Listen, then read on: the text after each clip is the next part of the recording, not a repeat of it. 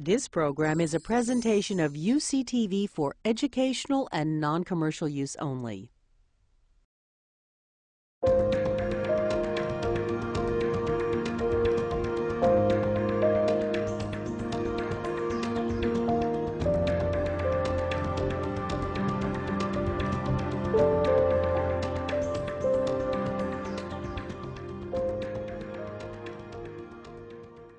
This is where it all started out. This is a map of the United States. This happens to show the death rate from colorectal cancer. And I'm showing it mainly because it tells the story in a pictorial way. If you look at the northeastern part of the United States, you'll see all these red areas. These are the areas where the death rates are highest from colorectal cancer. And if you get below the Mason-Dixon line, which runs through the middle of America from the Chesapeake Bay to Morro Bay in California, you'll see that most of the areas are blue, which are areas that are areas of low mortality from the disease. The black lines show how much sunlight there is, and as you can see in the south, particularly Arizona, New Mexico, and the western parts of Texas, there are 500 units of sunlight each year. These are gram calories per square centimeter per day.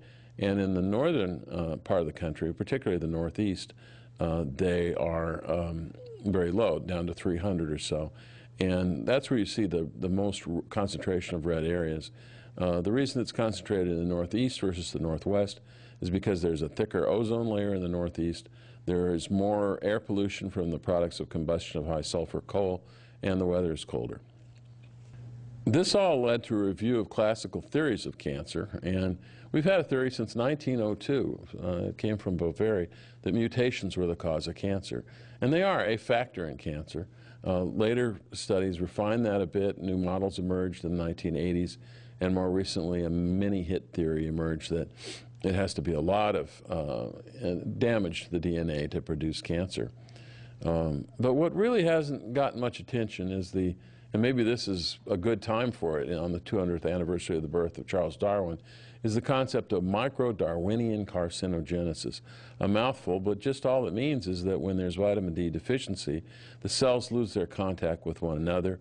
This unleashes the natural selection process that is the driver of most biology, and that even a small percentage advantage in growth or aggressiveness of a cell will lead to its ultimately completely taking over a tissue compartment. It's a little part of a tissue where a cancer arises, and ultimately taking over the whole tissue, and if left unchecked, the whole person. Now that doesn't begin as long as there are tight junctions and adherent junctions, desmosomes, and gap junctions, which are the structures that keep our cells stuck together and allow them to communicate with each other.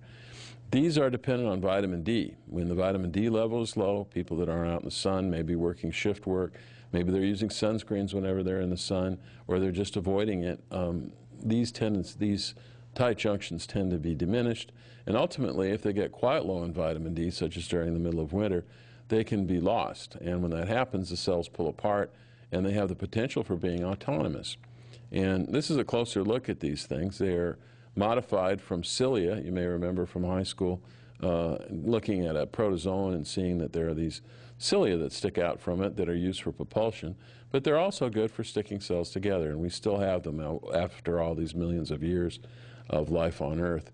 And these are the different kinds of structures that stick the cells together. My favorite is the third one down, the 7-pass transmembrane flamingo cadherin. And when you have a lot of vitamin D, then you have something like that that's holding those cells together to the degree that it's impossible for them to compete. That inhibits natural selection. But the reality is any of these adherins will cause the cells to stick to one another, and when they do that, they don't evolve into harmful structures that we call cancer. To look at it a little more closely, these are the hinges, and actually this is the coupling between two cells looked at ultramicroscopically, and we see that it's made up of two compounds. One is cadherin. Ca stands for calcium, D for vitamin D. Herin means it's a glue. And the other is calcium. And you have to have both present in order for the cells to stick to each other well. Great deficiency of vitamin D or of calcium causes loss of these junctions. They're sucked back into the cells in a process known as endocytosis, and the cells go back to a program that is rather individualistic, a single cell type of program, in addition to maybe having a little bit of the a cooperative program that's necessary for life as a multicellular organism. Now here's some genes that are affected by vitamin D. The one that I just showed you was E-cadherin, the third on this list. It's upregulated 12-fold by a standard dose of a vitamin D metabolite. So it's a pretty important controller of the glue between the cells. Many scientists are interested in these other compounds that, or some of them aren't even characterized yet chemically, but that help prevent cancer. And the research is going on intensively in this field to help determine which of 10 different mechanisms is the most important one needed for vitamin D to prevent cancer. There are now 3,000 studies, laboratory studies, of the effect of vitamin D on risk of cancer, 275 epidemiological studies, and we're just beginning to understand the reasons, although we know the effects. The result of all this is what we're calling the dynamite theory of cancer, and the idea is that there are these steps in cancer that each allow a possibility of intervention. Previously we had a model that just had the I and the O and the M. The initiation, which is a mutation, the overgrowth, which is when the cells get out of control and become large enough for a clinically detectable tumor, and the M, which means spread of the tumor or metastasis. But the new research adds a new layer at the beginning, a new step called disjunction. A good way to remember it is that it starts with a D. Vitamin D prevents disjunction. Disjunction is the uncoupling of the cells, and once that occurs, the other stages are enabled. If it doesn't occur, all the following stages will not occur. So vitamin D has the capability of blocking the entire sequence leading to cancer in most tissues at the very first stage, the D stage. And up to now, we haven't had that perception, that perspective, or really ability to intervene. Now we do. We'll go on and take a look at these stages in a little more depth. Under ordinary circumstances, the cells look kind of like a brick wall almost. They're stuck together. The mortar is these cadherins. You can see in the upper figure here that cadherins, these little pink structures, are holding those cells tightly together. And as long as that happens, a person will go through life, generally speaking, unless they do something extremely dangerous, such as smoking or consume very excessive amounts of alcohol, without developing cancer. But if those are lost, the phenomenon is called disjunction, and that's when the junctions between the cells are lost. Normally epithelial tissue, which is only 2% of body mass, but makes up 98% of cancer, undergoes this process in the absence of vitamin D that you're seeing here. This is disappearance of the tight junctions, and now they're reappearing under vitamin D's influence. This model shows under influence of vitamin D, if the cells maintain their vitamin D receptor, which is the way that cells respond to vitamin D, then you'll see them recoalesce, and this offers the help of stopping the growth of tumor cells that express vitamin D receptor, which is most tumor cells in the stages that we encounter them clinically. After this comes the stage of initiation. This is the famous stage that we all know about, the famous mutation phenomenon, and who hasn't thought of mutation as a factor in life, and it does happen. Its main importance is that it introduces variation. It doesn't actually, we're now realizing, require mutation to do this, because the reproduction of DNA is imperfect. And if the cells are reproducing rapidly enough, there isn't time for fixing errors in the as a result of the replication, and the effective mutation occurs without even an external stimulus. So a carcinogen as such need not be present. Merely the process of reproduction of the cells, particularly at an accelerated pace, which occurs in deficiency of vitamin D or calcium, is enough to produce the variation. And once variation occurs, we know on a Darwinian way of looking at the world that there will be natural selection. And cells vary across a normal distribution in their ability to reproduce. Some reproduce in the intestine, for example, in a matter of 24 hours. Some take 4 days. Well, if the cells are not bound tightly to each other, the ones that can reproduce in 24 hours will very quickly dominate the whole tissue compartment, ultimately the whole organ. Ultimately, if left alone, much of the individual's structure. But if this is inhibited at the outset by the vitamin D or potentially stopped in the process, we won't see this natural selection occurring. It's an amazingly swift phenomenon if the reproduction is quick enough.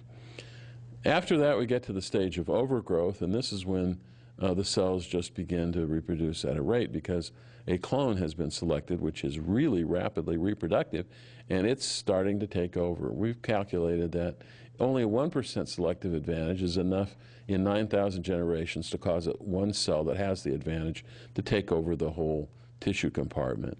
And that 9,000 generations occurs in about 20 years at a normal quiescent rate. In extreme vitamin D deficiency, that can be reduced to just a few years. The next step is that when these cells begin to aggregate, this crowd of cells, these overgrown cells, ultimately there isn't room for them, and some of them at the periphery are starved for essential amino acids. And these are amino acids that our human cells can't make. However, they are stored in the membrane surrounding almost all epithelial tissues and actually make up the membrane. Well, these cells, hungry, rapidly reproducing, aggressive, have expressed various compounds that allow them to dissolve the basement membrane, as it's called. And once that happens, some of the cells pop through, and that's when the formal definition of malignancy begins. And that's when the real threat begins, because then these cells are not only in the tissue compartment, but can spread to the rest of the organ, ultimately to other parts of the body. And how it works is that it goes through a so-called stromal phase, where the invaders, these newly evolved cells that have been selected so far for aggression and rapid reproduction, get down into the understructure below each epithelial layer in the body. And almost all of our body is covered in one way or another, inside or out, with an epithelial layer. And they invade the housekeeping cells beneath, and they reestablish or they establish themselves in that area. At this point, we could probably reestablish the tight junctions with adequate vitamin D. There's good evidence for that. And it might just stop at that point, which would simplify cancer surgery and cancer treatment in general. But if nothing is done, then the lymphatic entry phase begins, and some of these cells get into the lymphatic circulation, which is a slow-moving traffic-bearing system in the body, slow-moving but effective, that can move them essentially anywhere. They can end up in the lymph nodes where they get stuck and the lymph node becomes swollen, and that's clinically detectable. In the breast, it's an underarm lymph node typically. And sometimes they'll stay there for quite some time. But then ultimately, some of them will migrate through this plumbing system and unfortunately take up residence in a remote tissue, such as the brain or the lungs or the liver. And that's a really terrible consequence, because these cells are selected for their rapid reproduction and aggressiveness, and the cells in the host tissue, which they invade, are not selected for that. And so the invading cells rapidly can overcome the defenders and take over the organ that's invaded. Well, the next step is metastasis, and we're all familiar with this. Anyone that has ever had cancer, has had a relative with it, where the cancer spreads, that's the M phase. That is preventable if we could prevent any of the preceding stages. And then following that, two new stages that we've introduced. One is called involution, and this is when the malignant cells move into a phase where they're just not growing anymore. And oddly enough, this happens during the summer in many places in the world. It's been observed in Norway, where the cancers are not being diagnosed in the summer because they're quiescent. When winter comes along, then the cancers are activated and involution is lost. But this involution could potentially be a lifelong state, and that's finally the final stage, which is transition, where the cell is converted to being quite quiescent. Malignancy is a background concern. The chances are, if the person persists with the transitional phase, they will not die of cancer. They'll die of some other cause at the right time in their life and not prematurely. This requires no less than 40 to 60 nanograms per ml, the standard amount of 25-hydroxyvitamin D. So to wrap it up, these are the stages. We now know there are 7 stages of cancer rather than the 3 that we knew about before the new model. And that probably most importantly, we know that the first one, disjunction, is quite readily preventable by maintaining adequate levels of vitamin D and calcium. And once we stop that from happening, then this whole cascade that follows, all the other letters in this alphabet soup, do not occur, and we're not going to have cancer, except for cancers that are caused by smoking or very excessive intake of alcohol. Thank you very much. We hope you learned something more about vitamin D that will inspire you to seek more information about it. It's a burgeoning field. There's a lot to learn. Thank you.